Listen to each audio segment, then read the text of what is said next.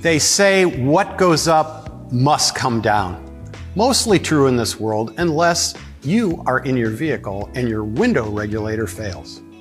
It used to be with a crank window, yes, and we actually had crank windows at one time, that you could always raise and lower the windows as long as the crank was still attached.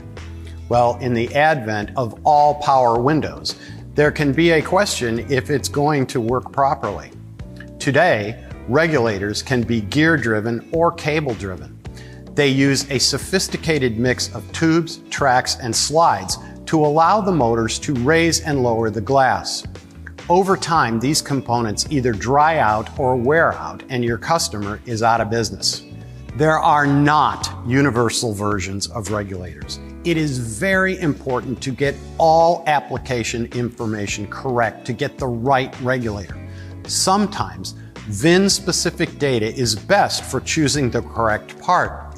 Your customer has a challenging repair ahead of them, so be sure they have everything they need.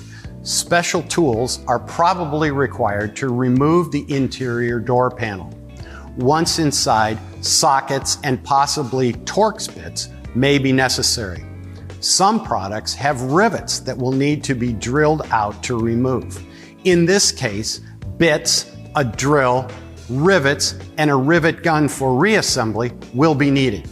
Most parts today have a data sheet with them that indicates what will be needed to complete the repair.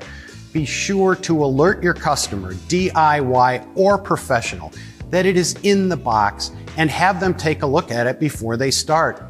Also, give them a heads up that they will probably need something to hold the glass up in the door frame while they complete the repair. Some techs use tape or a rubber door stop to hold the glass in place. Your customers will thank you in the end. Thanks for watching.